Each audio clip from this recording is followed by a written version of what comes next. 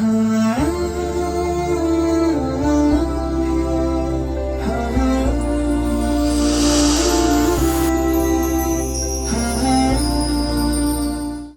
علیکم ورحمۃ اللہ وبرکاتہ۔ رسول اللہ صلی اللہ علیہ وسلم نے اہل یمن کے سامنے ان تفصیلات کو ذکر کیا کہ آپ صلی اللہ علیہ وسلم نے کہا کہ کچھ نہیں تھا، پھر اللہ کی ذات نے کائنات کو پیدا کرنے کا ارادہ کیا، اور پھر اللہ رب العزت نے کائنات کو بنانے سے پہلے، چونکہ اللہ کی ذات بڑی ہی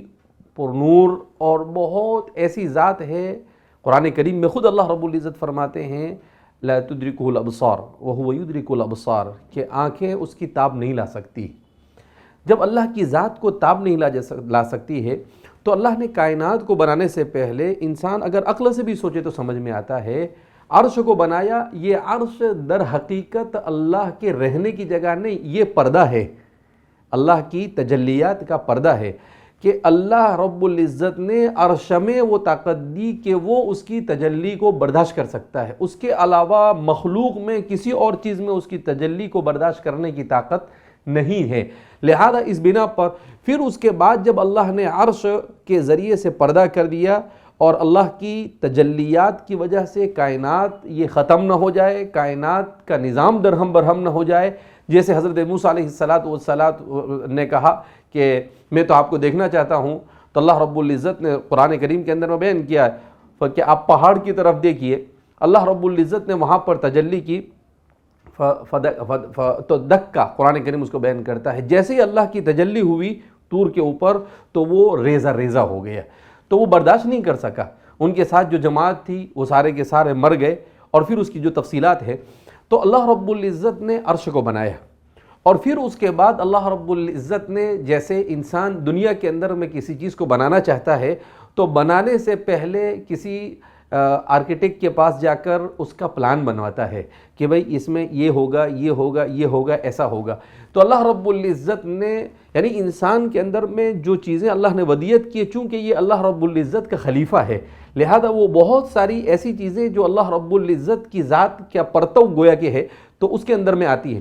تو جیسے انسان گھر کو بنانے سے پہلے، فیکٹری کو بنانے سے پہلے ایک پلان بناتا، ایسے اللہ رب العزت نے لوح اور قلم کو بنایا،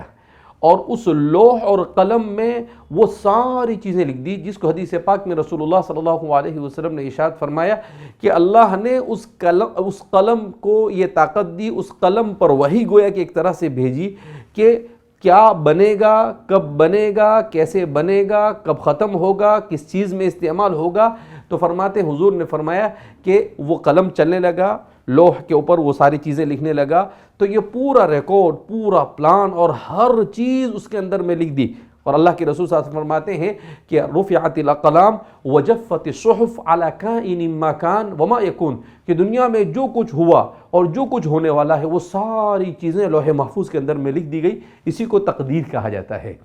تو اللہ رب العزت نے وہ ساری چیزیں، حالانکہ اللہ رب العزت کو یہ سب چیزوں کی ضرورت نہیں تھی، وہ تو فعال لما یرید ہے، وہ جو چاہے کر سکتا ہے، ان اللہ علی کل شیء قدیر، وہ ہر چیز پر قادر ہے، مگر وہ انسان کو ادھر سے دینا چاہتا تھا کہ وہ بھی کسی کام کو کرے تو ویل پلاننگ کرے، وہ پوری ترتیب کے ساتھ، تنظیم کے ساتھ، اچھے انداز میں کام کرے۔ کیوں؟ اس لیے کہ بہرحال وہ اللہ کا خلیفہ ہے، لہذا وہ اسی انداز میں کام کرے۔ تو اس طریقے سے اللہ رب العزت نے اس کائنات کے نظام کو بنانے سے پہلے عرش کو بنایا، اس کے بعد لوح اور قلم کو بنایا، اور پھر اس کے بعد ان لوح و قلم کے ذریعے سے ساری کے ساری چیزیں اس کے اندر میں لکھ دی گئی۔ اب یہاں پر بہت سارے لوگوں کو ایک قسم کا خلجان ہوتا ہے، اور ان کے ذہن و دماغ کے اندر میں ایک سوال آتا ہے کہ سب کچھ لکھا ہوا ہے، پھر انسان کیا کرتا ہے؟ تو ایک بہت اچھے انداز میں اس کو سمجھایا ہے کہ دیکھو، دو طرح سے چیزیں لکھی ہونے کا مطلب کیا ہوتا ہے۔ ایک مطلب یہ ہوتا ہے کہ جو لکھا ہے ویسا ہو رہا ہے، اور دوسرا مطلب یہ ہے کہ جو ہونے والا ہے وہ لکھا گیا ہے۔ تو دونوں میں فرق ہے۔ جو لکھا ہوا ہے ویسا ہو رہا ہے تو یہ تو جبر ہو گیا،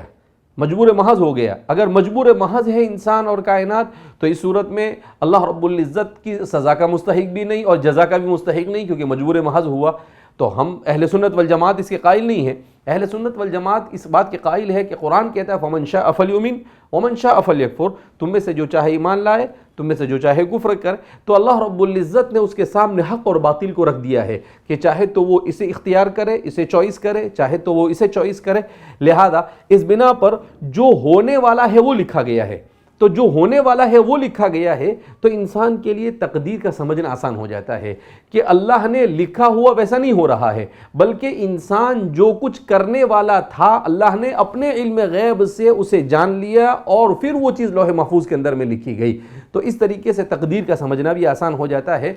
یہاں پر یہ بات یہ ہے کہ دراصل ایک چیز یہ بھی سمجھنے کی ضرورت ہے کہ کائنات کی تخلیق کے سلسلے میں فلسفہ، سائنس اور اسلام یہ تینوں بحث کرتے ہیں۔ ان تینوں کے سلسلے میں ایک بات یہ سمجھنے کی ضرورت ہے کہ ان تینوں کے پیش نظر ٹارگیٹ کیا ہوتا ہے، یعنی سائنس کا نتیجہ کیا چاہتی ہے، فلسفہ اپنے فلسفے کا نتیجہ اور آخری انجام کیا چاہتا ہے، اور وحی یہ اس کا اپنا آخری انجام کیا ہوتا ہے، وہ کیا چاہتے ہیں۔ تو اس سلسلے میں سائنس یہ ہے، فلسفہ جو ہے وہ کسی بھی چیز کے سلسلے میں اس کی حقیقت اور ریئلٹی تک پہنچنے کی کوشش کرتے ہیں۔ پہنچتے نہیں، کبھی پہنچتا ہے اور کبھی نہیں پہنچتا ہے، مگر ہر جگہ پر وہ پہنچ پاتے نہیں۔ اور سائنس جو ہے وہ فلسفے سے کم درجہ، ہمارا آج کا انسان کیا سمجھتا ہے کہ سائنس زیادہ ایڈوانس ہے فلسفے سے، لیکن اگر آپ اس حقیقت کو جانیں تو آپ کو تعجب ہوگا کہ فلسفہ زیادہ گہرائی کے ساتھ چیزوں کے اوپر غور کرتا تھا، سائنس اتنی گہرائی سے غور نہیں کرتی ہے۔ تو سائنس یہ صرف علمیت کی حقیقت تک پہنچنے کی کوشش کرتا ہے، وہ تو کسی بھی چیز کی حقیقت تک پہنچنے کی کوشش کرتا ہے یہ، لیکن یہ صرف ایپسٹومولوجی اس کو کہتے ہیں، جس کو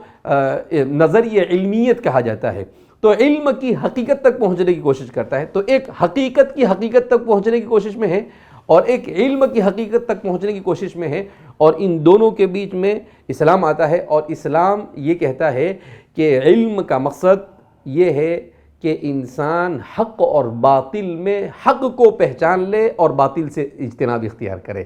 تو یہ ان تینوں کا ٹارگیٹ کہو، اس کو ویژن کہو، اور ان تینوں کے مقاصد ہے کہ اس کا مقصد یہ ہے، اس کا مقصد یہ ہے۔ لہذا اس بنا پر ہمیں اس بات کو سمجھنا ہے کہ الحمدللہ میں اور آپ، اللہ رب العزت نے ہمیں وہ دین عطا فرمایا ہے جو دین ہمارے سارے خلجانوں کو دور کرتا اور اطمینان بخش زندگی ہمیں دیتا ہے۔ اس دین نے ان تمام چیزوں کو بڑے پیارے اور بڑے بہترین انداز کے اندر میں بیان کیا ہے، ہمیں اطمینان کے ساتھ اور پروپیگنڈا کرنے والوں کے پروپیگنڈے سے متاثر ہوئے بغیر سکون کے ساتھ اپنے ہی دین کو سیکھنے، اس کو سمجھنے اور کائنات کے ہر فرد تک اس کو پہنچانے کی کوشش کرنی چاہیے۔ اللہ رب العزت ہمیں اس حقیقت کو سمجھنے کی توفیق مرحمت فرمائے۔ والسلام علیکم ورحمۃ اللہ وبرکاتہ۔